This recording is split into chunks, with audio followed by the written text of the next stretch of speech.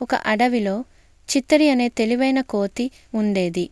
అది ప్రతిరోజు చెట్లపైకి ఎగిరిపోతూ పండ్లు తిని చాలా ఆనందంగా జీవించేది.